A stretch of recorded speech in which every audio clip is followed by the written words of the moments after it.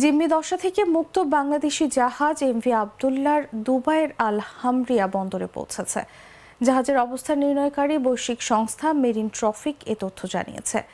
মেরিনট্রফিক.কম সূত্রে জানা গেছে, শনিবার রাতে এমভি আবদুল্লাহ ওমান সাগর পাড়ি দিয়ে পারস্য উপসাগরে প্রবেশ করে।